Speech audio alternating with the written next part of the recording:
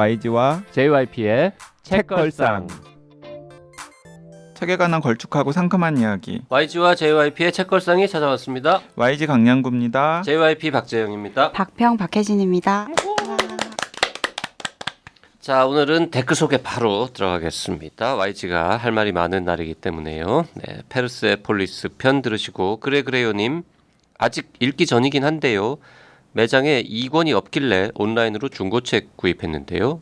표지가 너무 예쁩니다. 기분이 좋네요. 네. 페르세폴리스가 2권짜리로 오래전에 나왔다가 네, 처음에는 빨간색 표지, 파란색 표지의 1부, 2부 두 권으로 나왔다가 그 휴머니스트에서 합본이 나오면서 빨간색 표지의 한 권으로 나왔죠.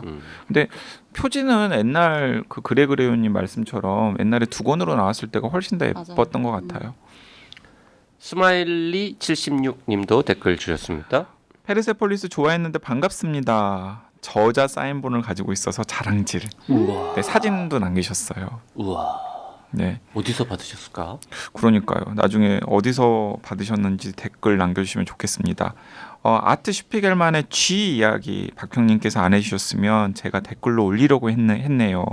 그래픽 노블이 역사를 개인의 시점으로 보여주기에 좋은 장르라는 말씀 완전히 공감합니다. 네. 스마일리 76님은 미국에서 지금 계시는 것 같아요. 네. 미국에 계시면은 페르세폴리스의 저자가 어디 미국 전미 투어 하면서 이렇게 맞아요. 사인회 같은 거 하실 그런 때. 데서 받으셨을 수도 있겠네요. 네. 근데 단순히 이렇게 사인만 들어있는 게 아니라 누구에게 받는 사람 이름이 적혀 있더라고요. 사진 올리셨는데. 그러니까 진짜 대면하고 현장에서. 받으신 게 네. 맞는 것 같습니다. 부럽습니다. 꿈꾸는 사과나무님. 시녀 이야기 충격적으로 읽은 게 생각나네요. 증언들도 꼭 챙겨서 읽어야겠어요. 네. 양파 아줌마님께서도 며칠 전에 시녀 이야기를 그래픽 노블판으로 읽었는데 1시간 만에 휘리릭 읽었습니다. 내용이 충격적이었어요. 그런데 뭔가 허전. 저는 만화를 좋아하지 않아서 다시 책으로 읽어야 할까 고민 중입니다. 페르세폴리스도 한 권 겨우 읽고 포기했어요. 네, 책으로 읽으셔도 좋을 것 같습니다. 그래픽 노블을 1시간 만에 읽으셨는데 굳이 책까지 또 읽어야 할까요? 근데 또 이렇게 원작을 기반으로 원작의 한 기반으로 것들은 쓴 거니까. 에피소드들이 더 네. 많을 테니까. 네. 그 에투드를 열렬히 사랑하시는 두 분은 네. 책도 다시 읽으라고 지금 말씀하시는 거군요.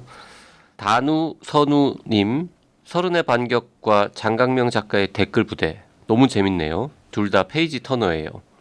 서른의 반격 주인공들처럼 사회를 위한 작은 변화들을 모색하진 않겠지만 올해는 나를 위한 작은 변화들을 만들어 보려고 합니다. 그동안 성장하기를 멈춘 것 같아 반성하게 되었습니다. SNS 활동을 하지 않다 보니 SNS 축약 용어들을 잘 몰라서 커뮤니티에 올라온 글들을 읽는데 힘이 드는 경우가 있습니다.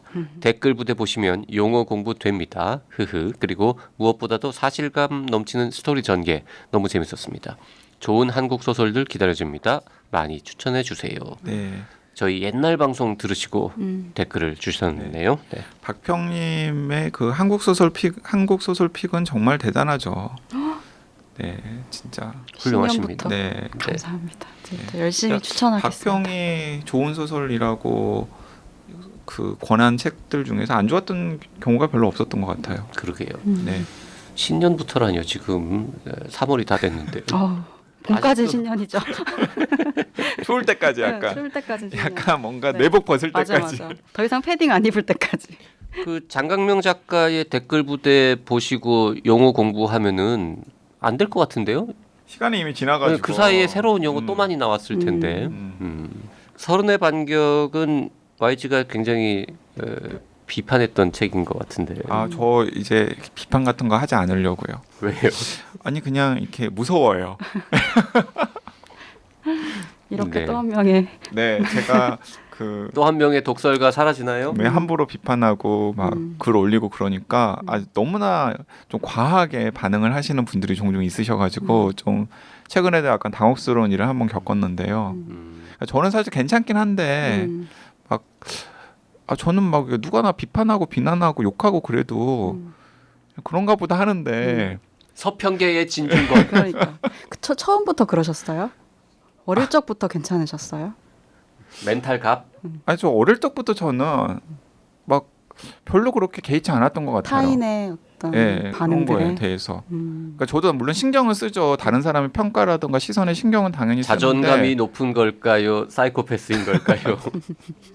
아, 두 가지 시각이 있더라고요. 다 제 주변에 계신 분들이 다 약간 자존감이 높다고 평가하시는 분도 있고, 쟤 약간 사이코패스 아니야 이러면서. 네.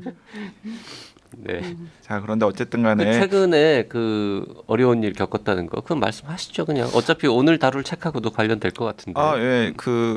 뭔 일이 있었습니까?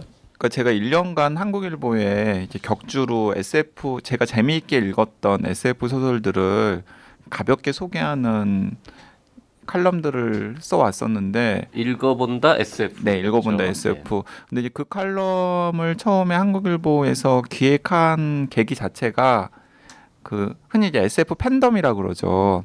SF를 굉장히 많이 읽으시고 그리고 심지어는 번역도 하시고 창작도 하시는 분들이 모여 있는 그 SF 팬덤에 계시는 분들에게 이 글을 청탁을 몇 번 했는데 너무나 눈높이가 높으시다라는 거예요. 네. 그래서 그냥 조금 눈높이를 낮추고 평범한 독자의 시선에서 재미있게 읽은 SF를 소개해주는 칼럼을 한번 강 기자가 써보면 어떻겠느냐라고 제안을 해서 처음에 저 약간 고사했어요. 왜냐하면 제가 SF 팬덤에 속해 있는 사람이 아니기 때문에 그쪽 계시는 분들 보면은 아니 저런 SF의 S도 모르는 것이 SF에 대해서 추천을 해? 라고 반응을 하실 수 있을 것 같아서 제가 고사했는데 원래 이제 취지 자체가 그냥 눈높이를 확 낮추고 그냥 평범한 소설 좋아하거나 문학 좋아하는 독자, 책 좋아하는 독자들도 한번 읽어볼까?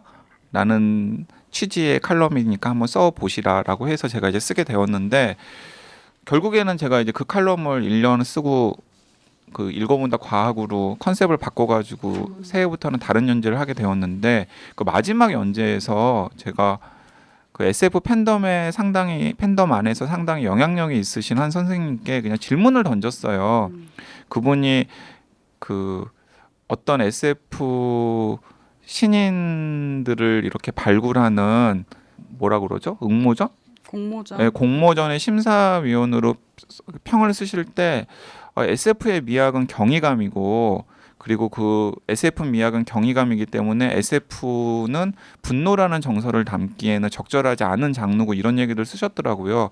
그래서 제가 아니 다들 SF의 미학이 경이감이라고 하는데 국어사전의 경이감의 정의는 신기하고 놀라는 느낌 뭐 이런 건데 또 도대체 저분들이 이야기하는 경이감이라는 건 뭘까? 좀 약간 궁금하잖아요. 그래서 이제 그 경이감이라는 건 뭘까요? 라고 칼럼에다가 제가 썼는데 근데 정식으로 반론을 받은 건 아닌데 그냥 그 제가 안 하는 트위터라고 하는 소셜미디어 플랫폼에서 그분을 비롯한 SF 팬덤의 여러분들이 무식한 글이라고. 제가 어디서 무식하다는 얘기를 잘 듣진 않는데 어쨌든 아주 간만에 또 무식하다는 이야기도 들으면서 그 평소에 무식하다는 얘기를 거의 안 듣나 봐요. 네, 지금 평소에 무식하다는 이야기를 들을 일이 별로 없으시겠죠. 들을 일이 별로 없어요. 난 많이 듣는데. 저희랑 좀 달라요. 그래도 좀 누구한테 들으세요? 주변에서. 아니 맞다. 그 나는 의사다 같은데 출연하셔가지고 아니 의사 면허증 있으면서 이것도 모르냐 이런 얘기들은 좀 많이 듣죠. 많이 들어서 무식하다는 얘기에는 뭐 별로 이렇게 충격이 없는데 YG는 그게 충격이었군요. 아니 뭐 충격이라기보다는 그냥 웃었죠. 네. 근데 나 진짜 몰라서 물어보는데 경이감이라는 게 그 뭐 센스 오브 원더 네. 영어로는 그게 뭐예요? 어떤 걸 말하는 거예요? 아까 신기하고 놀라운 느낌은 평소에도 많이 봤잖아요. 뭐 예를 들어서 봉준호가 아카데미상을 4개를 받았는데 막 신기하고 놀라웠잖아요. 그러면 그 SF야? 그 경이감. 그래서 그러니까 원래 그 경이감 SF의 미학의 경이감이라고 하는 것의 실체를 추적하다 보면은 그 과학 혁명의 시대 때 막 과학자들이 새로운 것들을 막 발견하고 발명하잖아요. 그럼 그때 세상 사람들이 와 정말 놀랍다 이런 느낌 같은 게 있었을 것 아니에요. 그러니까 거기에서부터 이제 경이감이 시작이 되었던 것 같긴 해요. 그리고 SF라는 것 자체가 그런 과학기술 혁명을 과학기술로 세상이 막 빠르게 변화하는 시대에 세상이 어떻게 변할지 혹은 세상이 변화하는 모습들에서 소재를 취해가지고 스토리텔링으로 만든 게 SF라는 장르가 처음에 시작이 된 거니까 그래서 자연스럽게 거기서 그래 SF의 미학도 다른 문학 장르랑 다른 독특한 게 있다면 그런 경이감일 거야 라는 데서 시작이 된 것 같은데 근데 지금은 19세기나 20세기 초반이 아니잖아요. 그래서 지금도 여전히 SF의 미학이 경이감이라고 하면 그 경이감 안에는 아마도 그 SF를 좋아하시고 SF를 창작하시는 분들이 굉장히 많은 여러 가지 것들을 거기에 담아서 이야기를 하시는 것 같은데 사실 그것이 무엇인지에 대해서는 SF를 읽는 독자들한테 또렷하게 설명을 하시진 적이 없었던 것 같거든요. 본인들끼리도 딱히 합의된 바는 없는 것 같고. 현재 사실 뭐 문학에서도 어떤 단어 혹은 개념이라는 건 이렇게 딱 정립돼 있는 게 아니라 그 시간의 변화에 따라서 계속해서 새로운 해석들이 나오고 뭐 변하고 폐기되기도 하고 뭐 이 과정들을 계속 거치잖아요. 그리고 그게 비평의 역할이기도 하죠. 그러니까 어떤 작품의 등장으로 인해서 이전에는 통용되던 개념의 어떤 단어들이 다른 방식으로 적용이 되기도 하고 이제 열리고 닫히고 뭐 이런 과정들을 비평가들이 하는 거고 아마 그 영역에서는 의뢰 있을 수 있는 질문과 대답이라고 생각하는데 그래서 그런 비평가들 사이에 통용되는 어떤 개념들에 대해서 그 문학 독자들이 평범한 문학 독자들이 근데 지금 비평가 선생님들께서 말씀하시는 그 개념은 도대체 어떤 개념인가요? 라고 물어볼 수 있지 않아요? 그렇죠. 네. 질문을 했을 뿐인데 욕을 먹었군요. 그래서 한국 사람들이 질문을 잘 안 하는 거예요. 학교 다닐 때도 질문하면 욕 먹잖아 우리.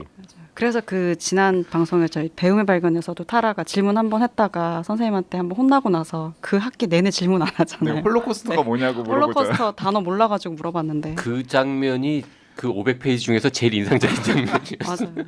인상적인 장면이죠. 네. 사람들은 근데 그 친구가 홀로코스트를 모를 거라고 상상할 수 없으니까. 너 약간 농담하지 말라고. 농담하지 말라고. 또라이라고 네. 저런 어? 황당한 질문을 하냐. 제가 그러면 그 SF 팬덤분들한테는 그렇게 받아들여졌나 보다.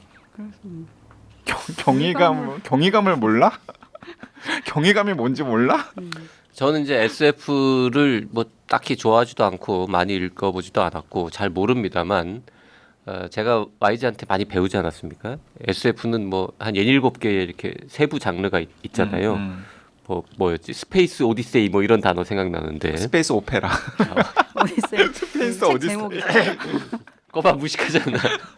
아 스페이스 오페라? 오디세이는 영화 제목인가? 네. 스페이스 오디세이는?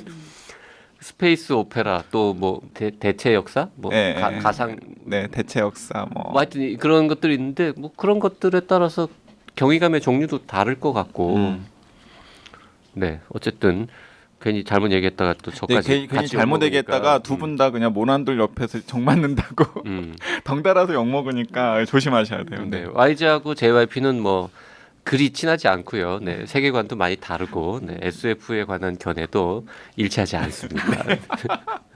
전 그냥 잘 모를 뿐입니다. 네. 근데 오늘 SF 소설을 한 편 다룹니다. 사실 이 책을 다루기 때문에 제가 굳이 최근에 있었던 일을 이제 얘기해 보라고 시킨 건데요. YG가 평소에 JYP한테 이 책 좀 읽어라, 진짜 좋다라는 얘기를 수시로 합니다. 그러니까 저는 정말 많은 책을 읽으라고 하는데 제가 다 웬만하면 거절하고 튕기거든요. 그러면 어떤 책은 이제 한 번 권유한 다음에 포기하고 어떤 책은 뭐 한 두 번, 세 번 권유하다가 포기하는데 오늘 다루는 책은 한 250번 정도를 계속 읽어보라고 강추하는 거예요. 안 읽었는데 이미 읽은 것 같은 느낌 드는. 그래가지고 내가 그런 책이죠. 막 귀에 못이 아니 이 계속 읽으라는 얘기를 계속 듣느니 내 차라리 그냥 내 읽고 만다 이런 마음으로 하나 읽었습니다. 네, 그 오늘 그 박평이랑 JYP랑 같이 살펴볼 책은 SF인데 그 YG가 몇 번 이야기해서 이미 읽으신 분들도 있어요. 애청자분들 중에도. 근데 대체로 다 재밌다고도 평을 하신 것 같아요. 그 존 스칼지의 노인의 전쟁. 너무 재밌었어요. 네. 그 유명한 존 스칼지. 존 스칼지의 노인의 전쟁이고 제가 노인의 전쟁을 JYP한테 계속해서 읽어보라고 했던 이유는 뭐냐면 JYP가 계속해서 YG한테 야 뭐 재밌는 책 없냐? 요즘에 책들이 다 재미가 없다. 심지어는 과학의 품격 말고 재밌는 책이 없다. 그건 농담이었습니다. 그래서 그 제가 몇 번 이야기했지만 존 스칼지의 노인의 전쟁 SF지만은 선배 취향에 딱 맞을 거다. JYP 취향에 맞을 거다라고 이야기를 했고 제가 또 그 했던 이유는 뭐냐면 이 존 스칼지가 노인의 전쟁에서 약간의 유머를 구사하는데 그 유머가 약간 JYP 스타일이에요. JYP 스타일의 유머는 어떤 겁니까? 그냥 고급진 거? 그냥 이런 유머예요. 약간 그냥 좀 심드렁한 유머들 있잖아요. 네. 그냥 약간 퉁명스럽고 퉁명스럽고 네. 심드렁한. 불친절한 유머? 네. 그리고 알아듣든지 말든지 뭐 이런 거? 미국에 사는 약간 서부에 살 것 같은 혼자가 된 할아버지의 유머 같은 느낌. 아니 그리고 박평도 그 제가 읽어보라 그래서 노인의 전쟁 재밌게 동부도 읽었잖아요. 서부에 사는 혼자 근데 사는 그 할아버지? 노인의 전쟁의 주인공이 이제 존 페리라고 하는 사람이 주인공이고 그 존 페리의 1인칭 시점으로 노인의 전쟁이 전개가 되는데 그 존 페리 캐릭터가 약간 JYP 캐릭터랑 약간 겹치지 않아요? 맞아요. 꼬장꼬장하고 약간 그런 느낌이 있죠. JYP 꼬장꼬장하지 않습니다. 네. 이 책은 저는 사실 꼬장꼬장한가? 꼬장꼬장하죠. 그 저는 진짜 아무런 정보 없이 읽었어요. 그러니까 존 스칼지라는 사람이 최근에 유명하고 그 사람이 쓴 노인의 전쟁이라는 것이 그 스페이스 오페라 장르의 약간 신성 같은 책이다. 떠오르는 걸작. 그래서 읽어봐야겠다 해서 그냥 아무런 정보 없이 그냥 딱 읽었는데 첫 문장부터 너무 강렬한 거예요. 이 첫 문장은 거의 이방인 이후에 가장 강렬한 오늘 엄마가 죽었다. 아니 어제 모르겠다. 그 정말 이방인 이후에 가장 강렬한 첫 문장이었던 것 같아요. 아니 첫 문장이 뭐냐면 거기 박평이 한번 읽어주세요. 떨리네요. 할아버지 목소리로 읽어야 하는 거 아닙니까 이거는? 75세 생일에 나는 2가지 일을 했다. 아내의 무덤에 들렀고 군에 입대했다. 야 이게 진짜 이 노인의 전쟁의 처음부터 끝 그리고 반전까지를 다 담은 야 저 이방인 이후 최고의 첫 문장. 네. 동감. 아니 저는 진짜 야 첫 문장은 이렇게 써야 되겠구나라는 생각이 들었을 정도로 아니 75세 생일인데 군에 2가지를 했는데 하나는 군에 입대했다라는 75세 생일은 어떻게 군대 입대를 하지? 불가능한 거죠. 나는 그래서 그때 그래서 노인의 전쟁이구나 라고 생각을 했던 거죠. 전혀 정보 없이 읽었으니까. 그러니까 노화된 몸과 함께하는 전쟁일 거라고. 원제도 올드맨스 워니까 예. 노인의 전쟁 맞습니다. 네, 그래서 75세 생일에 나는 2가지를 했는데 아내의 무덤에 들렀고 군에 입대했다. 근데 그 아내의 무덤에 들렀다라는 것도 소설이 전개되고 또 이 시리즈가 있는데 이 시리즈가 전개될수록 굉장히 중요한 복선이고 그때 이미 존 스칼지는 첫 문장을 쓸 때 모든 스토리가 머릿속에 다 들어있었다라는 거잖아요. 그게 아니라 모든 스토리를 다 만든 다음에 첫 문장을 썼겠지. 맞아요. 당연히. 어쨌든 그 이후에 어쨌든 나오는 간에 작품들까지는 다 구상을 하고 쓴 구상을 거네요. 하고 쓴 거죠. 그러니까 그리고 군에 입대했다. 야, 일단 그 존 스칼지 전 이제 처음 봤을 거 아닙니까? 노인의 전쟁이라는 책을. 일단 이 친구 물건이긴 합니다. 네. 또래잖아요. 또래죠. 네, 네, 네. 1969년에 이제 캘리포니아의 페어필드라는 곳에서 태어났는데 그러니까 약간 계속해서 작가가 꾸몄던 것 같습니다. 그러니까 학창 시절부터 여러 매체에 글을 기고하고 원고료도 받고 졸업 후에도 그냥 프리랜서 작가로 이일절 전전하면서 습작을 했었던 것 같은데 당연히 자신의 원고를 받아서 책으로 내주는 곳이 없었죠. 그래서 이 존 스칼지가 그래? 그러면 내가 그냥 연재한다 그래서 자신의 개인 블로그를 열고 개인 블로그에다가 그냥 한 편 한 편씩 그냥 매일매일 연재를 한 건데 그게 2002년의 일인데요. 우리 생각해 보면 2002년 정도가 개인 블로그라는 게 거의 처음 맞아요. 등장하던 무렵 아닙니까? 그러니까 그 전까지는 69년생이니까 2002년 해봐야 뭐 30대 초반인데 그때까지 딱히 자기의 글을 발표할 지면도 못 얻었고 누가 자기를 알아봐주는 사람도 없었고 했는데 세상이 바뀌어서 그냥 내가 쉽게 세상 사람들한테 내 글을 보여줄 수 있는 플랫폼 뭐 이런 기술이 만들어지니까 거기에다가 글을 올렸을 뿐이죠. 그 다음에 어떻게 됐습니까? 네, 그래서 그냥 한 편 한 편 올렸는데 그 올린 글이 노인의 전쟁의 스토리였던 거예요. 그래서 입소문을 타고 여기저기서 뭐 공유 비슷하게 막 퍼다 날랐겠죠. 야, 저거 재밌어. 블로그만 하루 방문자 10,000명 되고 네, 뭐 이러면서 이랬겠죠. 네. 이제 그러면서 야, 저거 걸작이야. 괜찮아. 막 이런 얘기를 하다가 결국에는 종이책으로도 출간이 되었는데 그 종이책으로 출간된 책이 2006년에 이제 대박을 터뜨린 거죠. 네, 2005년에 출간됐고 상업적으로 큰 성공을 거두었고 2006년에 그 유명한 휴고상 장편 부문 최종 후보에 후보에 올랐군요. 올랐죠. 그리고 존 캠벨 신인상은 뭡니까? 비슷한 휴고상 비슷한 뭐 그런 거겠죠. 네네. 그러면서 이 노인의 전쟁이 성공한 다음에 이 노인의 전쟁의 세계관을 바탕으로 한 연작들을 계속해서 발표를 하는데 그 발표하는 연작들이 계속해서 베스트셀러가 되면서 스페이스 오페라물을 쓰는 약간 신인 인기 작가의 반열에 이제 등극을 하게 되는 거죠. 그 신인 작가였는데 벌써 50이 넘었군요. 네, 그런데 그렇게 10년 동안 노인의 전쟁의 세계관을 바탕으로 한 여러 책들을 쓰고 중간에 이제 그 노인의 전쟁 세계관과 관계가 없는 레드 셔츠라고 하는 그 스탠드 언론이라고 하죠. 기존의 시리즈랑은 이제 다른 독립적인 소설을 내서 진짜 후보에만 올랐던 휴고상을 받았고 그리고 이제 2015년에는 이 토르 출판사라고 하는 출판사랑 340만 달러 340만 달러? 네. 선인세 계약이? 네, 선인세를 계약하고 10년간 성인 소설과 아동 소설을 포함한 13작품을 출간하는 것으로.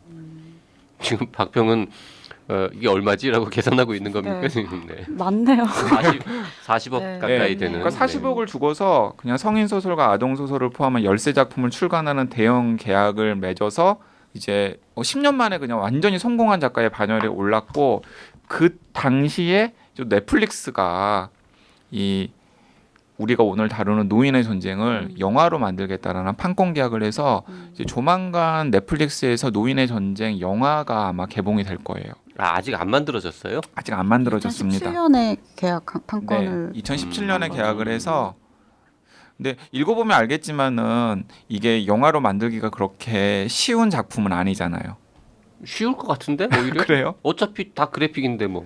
요즘은 요즘은 CG 많은 영화가 오히려 더 쉬운가요? 더 쉽다고들 하던데요. 아. 상상력만 있으면. 근데 여기 인물들도 많고 네. 그래서 그 이제 초록색 이제 인물들이 막 나오고 하면 특히 이 비주얼라이즈 하기는 어렵겠다. 네. 근데 어쨌든 젊잖아요. 다 인물들이 그렇죠. 다 매력적인 육체적으로 굉장히 매력적인 인물들. 아니 여기서 이제 안 읽으신 분들은 헷갈릴 거예요. 노인의 전쟁인데 왜 육체적으로 젊지? 네.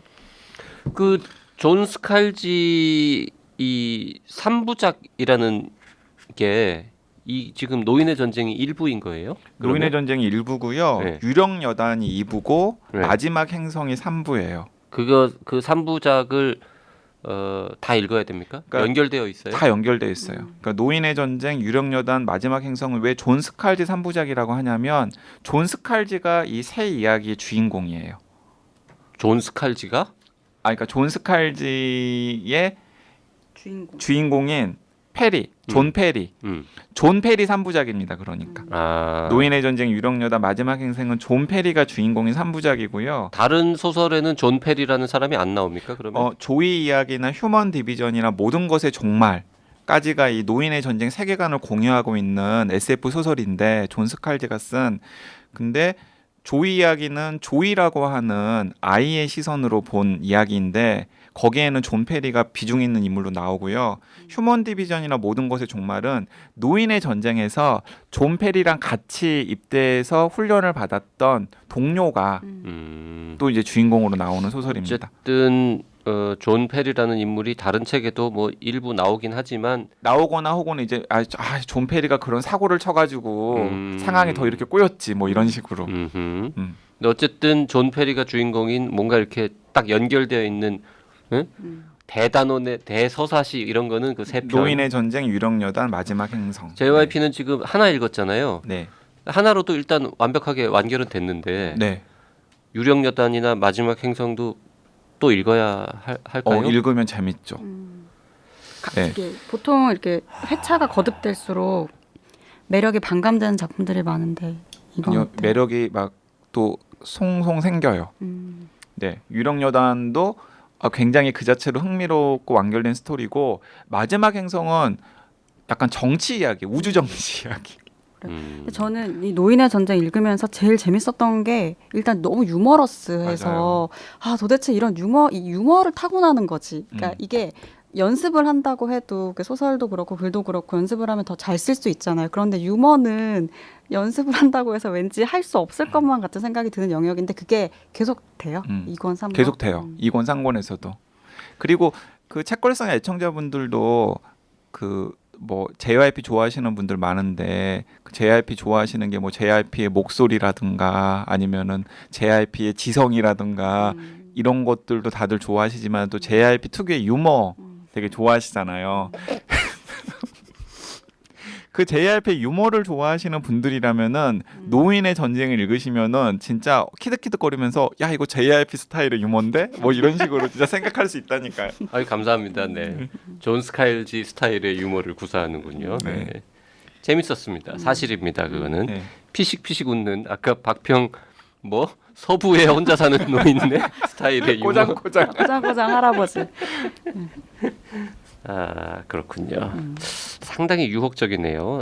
굉장히 시간 없는데 유령여단도 읽어야 하나 일단. 그리고 노인의 전쟁에서 그러니까 떡밥을 몇 개 던져 놓잖아요. 근데 그 던져 놓은 떡밥들을 이 유령여단과 마지막 행성에서 다 회수를 한단 말이에요. 그러니까 굉장히 괜찮죠. 지금 75세 생일에 나는 두 가지 일을 했다. 아내의 무덤에 들렀고 군에 입대했다. 요 첫 문장 읽어준 거 말고는 책에 뭐 설정이 됐든 내용이 됐든 아무것도 얘기하지 않고 30분을 다 보냈네요. 책 내용은 다음 시간에 해야 될 것 같습니다. 일단 굉장히 유명한 책이고 읽으세요. 어마어마하게 네, 많은 네, 네. 책들을 썼는데 그 작가의 첫 작품 네. 발표된 걸로는 그리고 상당히 재밌다. 영화로도 만들어진다. 뭐 등등. 그리고 그 존 스칼지한테는 미안하지만은 첫 작품이 가장 유명한 작품이 되지 않을까 하는 생각도 있어요. 아 이게 1등입니까? 이게 1등이에요. 그럼 그 다음 거 안 읽어도 되잖아. 근데 그 다음 것도 이 공- 책만큼이나 재밌어요. 설마 영업하기 위해서 지금 설마 공동 1등이라고 말하는 건 아니야. 그렇지 않아요. 그런데 아깝게 2등? 그러니까 너무 이 첫 작품이 그 걸작이. 설정이라던가 아니면 그 캐릭터의 매력이라던가 스토리텔링이라던가 이런 게 진짜 흠잡을 데가 없기 때문에 이 존 스칼지가 계속해서 이 거의 비슷한 수준을 유지하는데 그래도 그 노인의 전쟁이 그래도 최고였지라는 생각을 할 수밖에 없는. 아무리 저는- 만난 음식도 계속 같은 식당에 여러 번 가면은 매력이 떨어지는 거랑 뭐 비슷한 거 아니겠습니까? 그럴 수도 있죠. 맞아요. 저도 그 첫 작품이 가장 좋았고 이후부터는 조금 그거에 미치지 못해라는 게 전혀 그 작가의 흠결이라고 생각하지 않아요. 그게 연속성, 물론 작가의 시간에서는 연속적이고 시간이 지날수록 점점 더 걸작이 되는 뭐 그런 그 흐름을 보여준 작가도 있지만 전혀 그게 이 작가의 한 측면을 보여주는 거라고 생각하지 않아서 노인의 전쟁의 어떤 훌륭함이 그 이후 작품들과 비교했을 때 뭔가 그 비교 평가에 되는 게 마이너스인 건 아닌 것 같아요. 그 이제 노인의 전쟁이라고 하는 세계관의 시리즈들을 한 10년에 걸쳐서 완결을 지은 다음에 그 토르 출판사와 그 340만 달러 계약을 했잖아요. 한 40억 40억. 정도 되는 돈을 가지고 그러면서 이제 처음으로 내놓은 책들이 상호 우전성단 시리즈라고 하는 새로운 세계관이거든요. 이제 그 세계관에 관련된 내용도 다음 시간에 약간 맛배기로 말씀을 드려보겠습니다. 네, 오늘은 여기까지 하겠습니다. 고맙습니다. 네, 감사합니다.